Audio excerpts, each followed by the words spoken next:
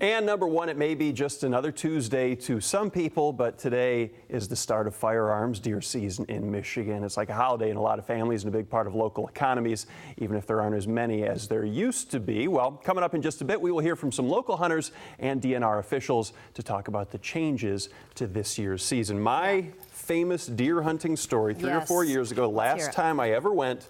Driving home with my buddy, talking about, well, I'm glad we didn't get one, didn't eat all the meat, blah, blah, blah. Just then he says, deer, hit one with the car. Got one. It was poetic justice, I guess, for years. Did you put it in the back of the car? No, no, we didn't get that one. It was the biggest buck we'd seen all day, too. And that was it? You said no more. That was it. Well, I'd already kind of decided, cold, and I just didn't need the meat and didn't have the interest anymore. There you go. Well, maybe you'll get one on the way home. Hopefully not. 160 calories. 1 cup of wine. Yeah, we should know. I'll go B. 100 calories. I'm going to go C. You got it, Michelle. It's 160 calories. Well. Shocker, I know. I think we know who's drinking more 8-ounce glasses of wine. That's a tumbler. Those calories can add up. That's Friday night. 2 men are behind bars tonight following an investigation into an armed robbery in Kalamazoo. Here's what went down. A man called police around 8:15 last night to report the robbery, which happened on Kalamazoo Avenue near Walbridge Street. Now, that guy's business partner was able to stop the robbery by getting a gun and coming to help him out. Turns out the victim recognized the suspect from high school. That led police to a home on Ravine Road near West E Avenue. There, a 32-year-old man was arrested for the robbery, and a 29-year-old man was arrested on 3 outstanding warrants. Officers got a warrant and searched the home, finding some stolen property, a gun believed to have been used in the attempted robbery, and marijuana. The suspect is in the Kalamazoo County Jail on armed robbery and possession with intent to deliver marijuana charges. Have you run into people who say, I saw a friend who has one of your pieces, I'd really like it, so you have to remake some of them? Would you ever think about making 10 or 20 of a piece? And I do. I recreate most of these pieces, but because they're all handmade by me, they never come out exactly the same. Fox 17, the Culinary Institute of Michigan, and Meyer. That's the What's for Dinner Thanksgiving segment, and happy holidays to all of you. What is Chef's address for Thanksgiving? Or are they open? That looks good. I was hoping that the crew would bring that back here, but they did not. I didn't see a single thing. Save the neck for me, Clark. Don't forget, if you want Chef Rob or another chef from the Culinary Institute to come to your kitchen when it's not a holiday, click on the news tab on our website, fox17online.com, and you will get fantastic stuff just like that. Always. All right, a lot more news coming. If you're looking to sell your house, listen up. Local real estate agents have reported a number of thefts from open houses around West Michigan in recent weeks. The first one reported happened back in October in Granville. 2 more occurred in the Grand Rapids area. Some of the items stolen include iPads, iPods, video game systems, jewelry, and money.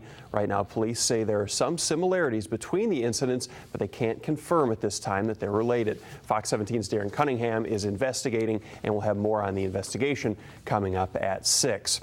Major changes to the way that some West Michigan newspapers are published and run came out a few weeks ago. Now we're learning more details. More than 200 job cuts are coming to 2 newspapers in West Michigan, the Kalamazoo Gazette and the Grand Rapids Press. The Press says they're going to let 146 employees go, the Gazette 77. Among those being laid off, reporters, technicians, salespeople. Publishers say the changes are necessary to better serve their customers. The layoffs will take effect January 2nd, and 2 new groups called MLive Media and Advanced Central Services will handle many of the day-to-day operations for the papers. 2 days after saying that Detroit would run out of money by springtime, Mayor Dave Bing announced that 1,000 city workers will be laid off. Cuts will happen between now and at the end of February and are estimated to save about $14 million this fiscal year. Bing said the layoffs will be strategic to limit the impact on residents and that core services like police and fire will be protected. Also announced today was a civil service hiring freeze in Detroit. Michigan. And I know it's your favorite time of the year because you are always hanging out at the festival doing your PR work as well as sampling the wares. It is a rough job. Yes. For the person who hasn't been, give a good ballpark figure how much money they want to bring to buy the tickets to sample some of the drinks and sample some of the food. Well, it's a $15 ticket to get in, and then you buy 50-cent tasting tickets. So. All right, good stuff there. Carl and West Michigan can finally get their hands on those famous lettuce wraps and everything else that P.F. Chang's has on the menu because the Grand Rapids location is now open to the public. It's located on the East Belt Line and is the 6th P.F. Chang's in the state. Up till now, the closest franchise had been in Lansing. The construction had some hiccups along the way as drain issues caused a problem for the developer and the city of Grand Rapids, but those were cleared up and the restaurant is sure to be packed tonight. Although reservations are accepted, there are tables that will be held for walk-in customers. Menu items range from $8 to around $25. And another big name chain coming to West Michigan, the Four Winds Casino in New Buffalo is getting a Hard Rock Cafe. It'll be 12,000 square feet, 2 levels, and have seating for 275 people. As with all Hard Rocks, the Four Winds location will have food, live music, and rock and roll memorabilia.